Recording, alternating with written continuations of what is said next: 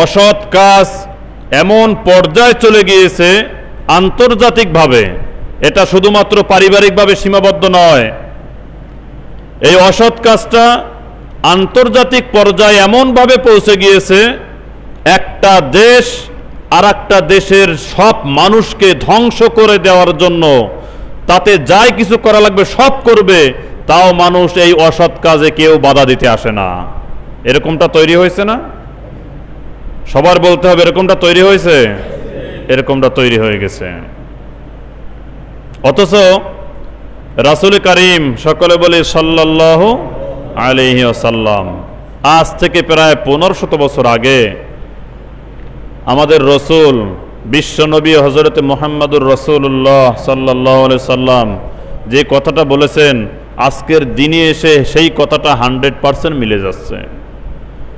আল্লাহ রসুল বলতেছেন, মান রাআ মিনকুম ফালিয়ুগাইয়িরহু বিয়াদিহি, মান রাআ মিনকুম মুনকারান ফালিয়ুগাইয়িরহু বিয়াদিহি। আল্লাহ রসুল বলতেছিলেন যে খবরদার, কোন সমাজে, কোন দেশে, একটা রাষ্ট্রের সাথে আর একটা রাষ্ট্রে যদি তোমরা কখনো অন্যায় কাজ করতে দেখো, কোনো জুলুমি কাজ করতে দেখো, কোনো অবিচারের কাজ যদি তোমরা করতে দেখো, ফালিয়ুগাইয়িরহু বিয়াদিহি, তোমাদের সাধ্য অনুযায়ী, সামর্থ্য অনুযায়ী, তোমাদের ক্ষমতা অনুযায়ী ওইটাকে তোমরা হাত দিয়ে প্রতিহত করবে, হাত দিয়ে বাধা দিবে। এই কথাটা কে বলেছেন? নবী করিম সাল্লাল্লাহু আলাইহি ওয়াসাল্লাম। আজকে আমাদের সমাজে অনৈতিক কাজ চলে, ইসলাম বিরোধী কাজ চলে, মানুষের উপরে নির্যাতন চলে, জুলুম চলে, কিন্তু আরেকটা মানুষ তার ক্ষমতা রয়েছে সেটাকে হাত দিয়ে বাধা দেওয়ার জন্য, কিন্তু এই মানুষটি হাত দিয়ে বাধা দিচ্ছে না, এই মানুষটি এখানে সংশোধন করতেছেন না। আল্লাহ তাআলা রব্বুল আলামিন কাল কিয়ামতের ময়দানে এই মানুষগুলোকে আসামির কাঠগড়ায় দাঁড় করাবেন, আসামির কাঠগড়ায় দাঁড় করাবেন।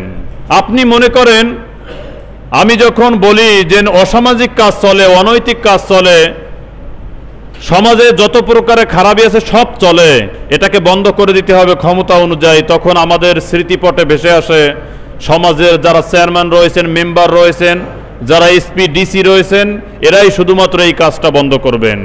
কিন্তু আমার পরিবারে যে অসৎ কাজ চলে, আমার পরিবারে যে আল্লাহ বিরোধী, শরিয়ার বিরোধী কাজ চলে, এটাকে আমি বন্ধ করতে পারিনি আজও পর্যন্ত। আজ এই সমাজে শুনতে পারা যায়, মাঝে মধ্যে দেখতে পারা যায়, দেখা যায় যে একজন মা তার সংসার পরিত্যাগ করে তার স্বামীকে ডিভোর্স দিয়ে সে তার বাপের বাড়ি চলে যায়। কারণ কি?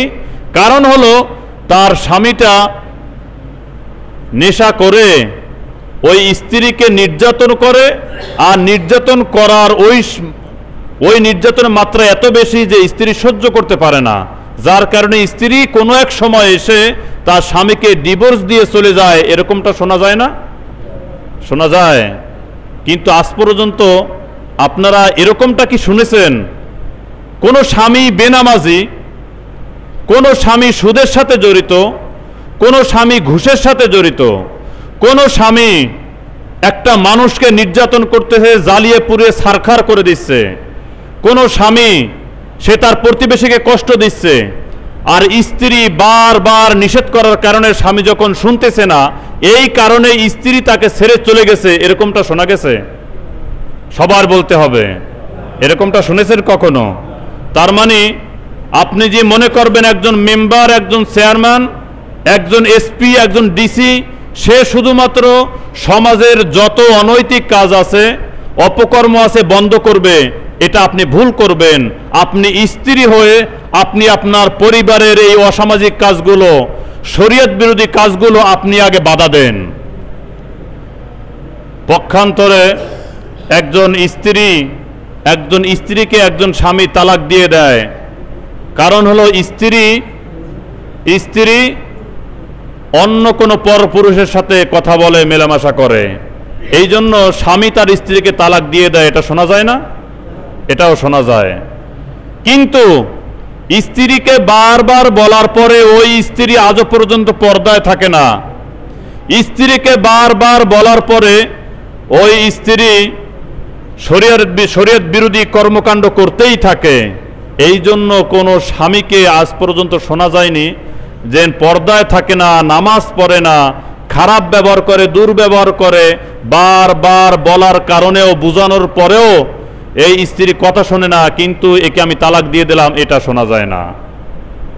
শোনা যায় কি, স্ত্রী যদি কারোর সাথে পরকীয়া করে তাহলে তাকে তালাক দেওয়া হয়। কিন্তু আপনি আপনার স্ত্রীকে এই যে পারিবারিক যে কোন্দলগুলো রয়েছে, পারিবারিক যে সমস্যাগুলো রয়েছে, এই পারিবারিক এই সমস্যাগুলো আপনাকে হাত দিয়ে প্রথমে বাধা দিতে হবে। যদি হাত দিয়ে বাধা না দেওয়ার মতন ক্ষমতা থাকে আপনার, তাহলে আপনাকে মুখ দিয়ে বাধা দিতে হবে। এরপরে মনে মনে পরিকল্পনা করতে হবে এই পারিবারিক সমস্যা থেকে শুরু করে সামাজিক সমস্যা, রাষ্ট্রীয় সমস্যা, আন্তর্জাতিক মানের সমস্যা, যত প্রকারের সমস্যা রয়েছে, আপনার হাতে যে ক্ষমতা রয়েছে ওই ক্ষমতা দিয়েই ওটাকে প্রতিহত করতে হবে। এটা যদি প্রতিহত করতে পারেন, আল্লাহর রসুল বলছেন, তাহলে ওই মানুষটি প্রকৃত মোমেন, এটাই তোমরা মনে রেখো। সুবহানাল্লাহ। আজ পর্যন্ত আমরা পারিবারিক তো দূরের কথা, আন্তর্জাতিক তো দূরের কথা, পারিবারিক কোনো সমস্যা আজ পর্যন্ত আমরা সমাধান করতে পারিনি। আমি ইনকাম করি, মাথার ঘাম পায়ে ফেলে আমি রোজগার করি, আমার এই রোজগারের টাকা দিয়ে আমার স্ত্রী যেভাবে চলাফেরা করে, কাল কিয়ামতের ময়দানে আপনি কি মনে করছেন আপনার স্ত্রীকে খুব সুন্দর দেখায়, আপনার স্ত্রীকে সাজিয়ে পুড়িয়ে রাস্তায় বের করলে আমার স্ত্রীর দিক মানুষ তাকিয়ে থাকে, আপনি গৌরব মনে করেন? কাল কিয়ামতের ময়দানে আপনাকে আসামির কাঠগড়ায় দাঁড়াতে হবে। আপনার এই মাথার ঘাম পায়ে ফেলার ইনকাম, সেটা বৈধ হোক অবৈধ হোক, এই ইনকাম দিয়ে আপনি যখন আপনার স্ত্রীকে, আপনার মেয়েকে রাস্তায় দিদারসে ঘুরে বেড়াবে আর আপনি এটা সামাল দিবেন না, এটার প্রতিবাদ করবেন না, কাল কিয়ামতের ময়দানে আপনাকে আসামির কাঠগড়ায় দাঁড়াতে হবে। এই জন্য আল্লাহ তাআলা রব্বুল আলামিন এই পৃথিবীতে আদম আলাইহিস সালাতু ওয়াস সালাম থেকে শুরু করে নবী করিম, সকলে বলে সাল্লাল্লাহু আলাইহি ওয়াসাল্লাম, নবী করিম সাল্লাল্লাহু আলাইহি সাল্লাম পর্যন্ত লক্ষাধিক নবী এবং রাসূল এই পৃথিবীতে এসেছেন। সর্বশ্রেষ্ঠ নবী, সর্বশেষ নবী হযরতে মুহাম্মদুর রাসূলুল্লাহ সাল্লাল্লাহু আলাইহি ওয়াসাল্লাম সুদীর্ঘ 23 বছর যাবত কঠোর পরিশ্রমের মাধ্যমে একটি পথভ্রষ্ট জাতিকে তদানীন্তন বিশ্বের সবচেয়ে উন্নত জাতিতে পরিণত করেছিল। আয়ামে জাহেলিয়াতের যুগের কথা শুনছেন না? নবী করিম সাল্লাল্লাহু আলাইহি ওয়াসাল্লাম যখন এই পৃথিবীতে আসলেন তখন আয়ামে জাহিলিয়াতের যুগ চলতেছিল। আয়ামে জাহিলিয়াতের যুগে এমন কোনো অন্যায় নেই, এমন কোনো অবিচার নেই, এমন কোনো সমস্যা নেই যে ওই সময় ছিল না। আল্লাহর রসুল 23 বছর কোরআন দিয়ে দাওয়াত দিলেন। কয় বছর বলেন? 23 বছর কোরআন দিয়ে দাওয়াত দিলেন। আমাদের এখানে যারা বসা আছি আমরা 23 বছরের বেশি বয়স্ক মানুষ, ম্যাক্সিমাম 23 বছরের বেশি রয়েছি এখানে। আমাদের কত 23 বছর জীবন থেকে চলে গেল, কিন্তু এই কোরআন থেকে আজও পর্যন্ত আমরা সাজেশন নিয়ে এই কোরআন থেকে আমরা আজও পর্যন্ত সমাধান করতে পারলাম না আমার জীবনটাকে। কিন্তু আল্লাহর রসুল 23 বছর হাতে সময় পেয়েছিলেন। কয় বছর? 23 বছর হাতে সময় পেয়েছিলেন। এই 23 বছর নবুয়তের জীবনে একটা জাতি যখন অন্ধকারের ভিতরে চলে গিয়েছিল, একটা জাতি যখন পাপের এমন কোনো কাজ নেই যা করেনি, সেই জাতিটাকে আল্লাহ রসুল 23 বছরের মধ্যে সবচেয়ে শ্রেষ্ঠ জাতিকে পরিণত করে দিয়েছিল। সুবহানাল্লাহ। তারপরে আর কোন নবী, আমাদের নবীর পরে আর কোন নবী আসবে না। আপনার এই পরিবারটাকে, আপনার এই সমাজটাকে কে ভালো করবে বলেন? এই পরিবার কে ভালো করবে? এই পরিবারের যিনি কর্তা রয়েছেন তিনিই তো ভালো করবেন, তিনিই তো সমাধান করবেন। না পৃথিবীতে আবার রসুল আসবে, রসুল এসে সব কিছু ঠিকঠাক করে দিয়ে দেবেন, এরকম নজির আছে কি না? আছে? আর কোনো নবী আসবে? পৃথিবীতে আর কোনো নবী আসবে না। এই জন্য আল্লাহ তাআলা রাব্বুল আলামিন সূরাতুল আল ইমরান 104 নম্বর আয়াত পড়ে দেখবেন। আল্লাহ রাসূল বলতেছেন, ওয়ালতাকুম মিনকুম উম্মাতুন ইয়াদউনা ইলাল খায়রি ওয়া ইয়া'মুরুনা বিল মারুফ ওয়া ইয়ানহাউনা আনিল মুনকার ওয়া উলাইকা হুমুল মুফলিহুন। আল্লাহ তাআলা রাব্বুল আলামিন নিজে বলতেছেন, ওয়ালতাকুম মিনকুম উম্মাতুন ইয়াদউনা ইলাল খায়র, আর তোমাদের মধ্যে এমন একটি দল থাকবে যারা মানুষের কল্যাণের দিকে আহ্বান করবে। এমন একটা দল থাকবে। রাসূল এই পৃথিবীতে থাকবেন না সারাটি জীবন, কিয়ামত পর্যন্ত থাকবেন না, কিন্তু তোমাদের মধ্যে একটা দল থাকবে। এই কথাটা কে বলতেছেন? সবার বলতে হবে আল্লাহ তাআলা রাব্বুল আলামিন। সবাই বলেন এই পৃথিবীতে একটা ভালো দল থাকবে। এই কথাটা কে বলতেছেন? আল্লাহ বলতেছেন। আপনি দেখেন সূরাতুল আল ইমরানের 104 নম্বর আয়াত পড়ে দেখেন। আল্লাহ তাআলা রাব্বুল আলামিন নিজে বলতেছেন, এই পৃথিবীতে নবী কিয়ামত পর্যন্ত বাঁচবেন না, থাকবেন না, কিন্তু তোমাদের মধ্যে এমন একটা দল থাকবে। ওয়ালতাকুম মিনকুম উম্মাতুন ইয়াদউনা ইলাল খায়র, তোমাদের মধ্যে এমন একটা দল থাকবে যেই দলটি মানুষের কল্যাণের জন্য কাজ করবে। সুবহানাল্লাহ। আছে না? ভালো মানুষ আছে না?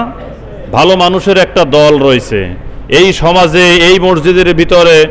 যারা ভালো মানুষ, যারা মানুষের কল্যাণে কাজ করে, তারাই হচ্ছে একটা দল।